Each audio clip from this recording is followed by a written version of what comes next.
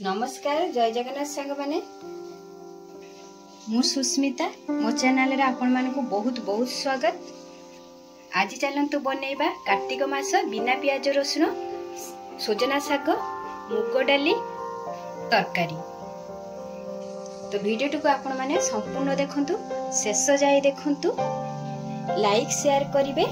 Channel रे जदी नुआ थिबे प्लीज सब्सक्राइब करिया पई जमा भी भूलिबेनी सब्सक्राइब करिवे। तो चलंतु एबे रेसिपी को आरंभ करिबा।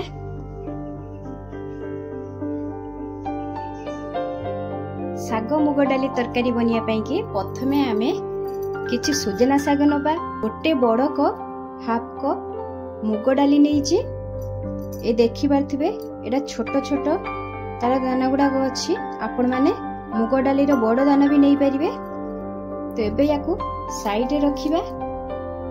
आउ ये सजना शाग को भलो भाबे बाछि नबा।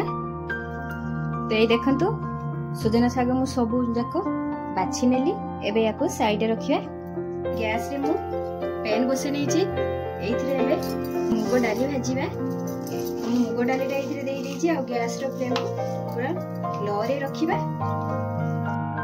तो ए देखंतु हमरो मुग डाली भजा हे गलानी।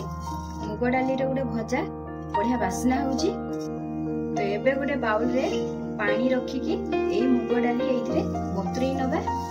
तो मुग डाली को आमे 5 मिनिट पई के बतुरई की छाड़ीबा। तो एठी देखंतु डाली हमरो 5 मिनिट हेई गलानी। डालीटा मु एइथि पई की बतुरई की छाड़ती 5 मिनिट, कारण ता भितरे टिके डालीटा हमरो नरम हेई जिवो आ कम टाइम नबो सिजिया पई की। तो देखंतु एबे मु डाली आउ टिके अधिका करी पानी दे दीची। एबे गैस रे फ्लेम को लगेई नबा। गैस रे फ्लेम को हाई टू मीडियम रखिबा। रहिया पई दबा। हमें हळदी की लूण किछि भी दबानी, कारण प्रथम रो जदी हमें हळदी लूण दबु डाली हमर सहजे शीघ्र सिजिबनी। तो देखंतु एठी डालीटा हमर अधा ऊपर सिजि गलानी। एबे घोडनटा बाहर कर नबा। आउ एइथरे हाफ चामच लूण मिसई नबा। तापर एइथरे हाफ चामच हळदी पाउडर मिसई नबा। तापर याको गोळेई नबा। आउ 5 मिनिट याको फुटिया पई दबा। एबे आउ घोडणी लगेबानी। तापर 5 मिनिट परे गैस रे फ्लेम को ऑफ कर नबा। तो देखंतु डाली को हमर 5 मिनिट हे गलानी। एबे गैस रे फ्लेम को ऑफ करि नबा। एबे याको साइड रे रखिबा। पैन टा हमर गरम हे गलानी। सेइतरे तेल देई दबा। तो तेल मु एठी 2 चमच नेइची। आ एटा मु सोरिष तेल नेइची। आपण माने सोरिष तेल देबे, नहले रिफाइन ऑयल भी नै परिबे। तो देखंतु तेल भी हमर एठी गरम हे गलानी। सेइतरे हाफ चमच जीरा दबा। आ एठी हाफ चमच रो आधा पंच फुटन दबा। तो एसबु टिके भजा होला परे एथिरे हाफ चमच अदा छेचा मिसई नबा। कंचा लंका को एमती मझुर एमती फाड़ करी नेछि। ताकू भी एथिरे मिसई नबा। तो एथिकी पकेली दिले मिसई नबा सब जिनिस को। आपण माने जदी कार्तिक मास प्याज रसुण खाउचंती ताले ए सब मसला भितरे आपण अदा न पकेई भी रसुण छेचिकी दे परिबे। किबा रसुण खाइदिले चुन चुन करके देख मिसई परिबे। जेही तो मु एटा बिना प्याज रसुण रे बनौची। तो मु एतिकी मसला नेइची। एबे सब भलो से भजा हे गलानी।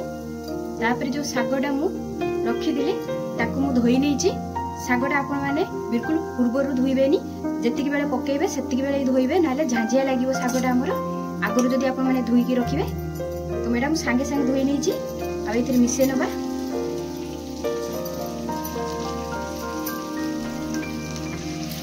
तो सागटा देला परे टमाटर मिसेबा। तो टमाटर मु एठी गोटे बड़ टमाटर एमती काटि नेछि। ताकू भी एठी मिसई नबा। आ एठी स्वाद अनुसार मु लूण दे दोछि। लूणटा आपण माने देखि देबे, कारण हम डाली सिजेला बेले लूण देइथिले। तो देखि की पकेइबे। तो एबे गैस रे फ्लेम को मीडियम रे रखिकी आपन भाजी नबा भले भाबे। एथिरा हळदी मिसेबानी, कारण हम डाली रे हळदी देइछु। एमथिरे भी सागरे हमर बेसी हळदी मिसेले भल लागेनी। एमती भल भल भाव या भाजी नवा। तो जदि आपण माने कार्तिक मासे प्याज रसुण खाऊ ना बिना प्याज रसुण बनाउछथि ताले एमती सजना शाग आउ मुग डाली रे तरकारी बनातु, देखिबे बहुत ही बढ़िया लागियो। तो देखंतु एठी शाग टमाटर भल भाव सीझी भी जाइछि आ भजा भी हेइ गलानी, भल भाव भजा हे जाइछि। एबे जो डालीटा आमे सीझी के रखिछु एथिरे मिसै नबा। तो देखंतु डालीटा देला परे सब जिनस सहित भल भाव मिसै नबा।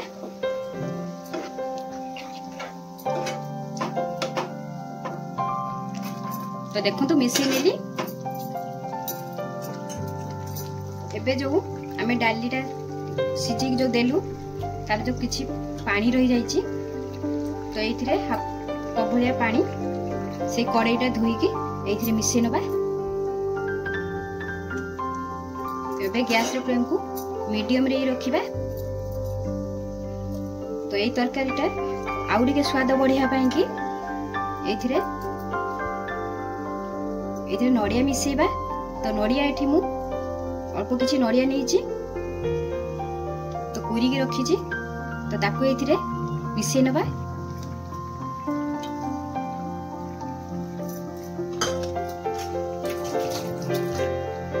आउ एथिरे हाफ चम्मच चीनी मिसै नबा। जदि आपण माने चीनी खाउ नांतिनी ताले स्किप करिवे। तापरे आको टिके गोळै नबा।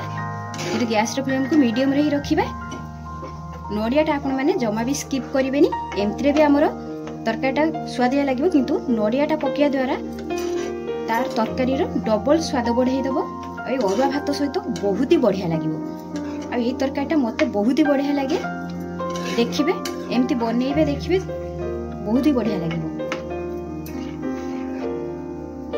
तो एबे गैस रे फ्लेम को मीडियम रे रखिकी 2-3 मिनिट पई कि आको फुटी नबा।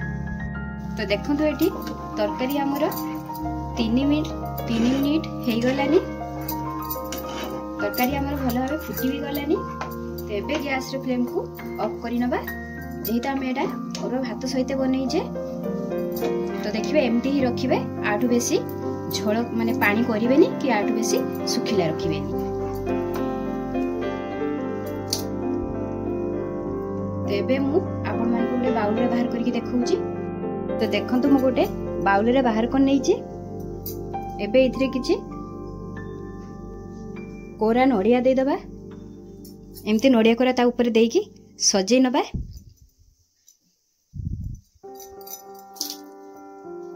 तो रेडी हे गला हमर कार्तिक मास बिना प्याज रसुण सजना शाग मुग डाली तरकारी। तो ये रेसिपीटी आपण मानको केमती लागिला कमेंट माध्यम रे निश्चय जणाइबे। भल लागिथिले प्लीज मो चैनल को लाइक शेयर सब्सक्राइब करिया पे जमा भी भूलिबेनी। सब्सक्राइब करिवे आ ता संग को तळे बेल आइकन बटन को दबेई देबे, जहा फल रे मोर सब नोटिफिकेशन आपण मानको पाखक पहुंची परिबो। आपण मानको मो वीडियो प्रथमे देखि परिबे। तो पुनी देखा बा गोटे नुवा वीडियो रे। सेते पर्यंत रहूची। जय जगन्नाथ।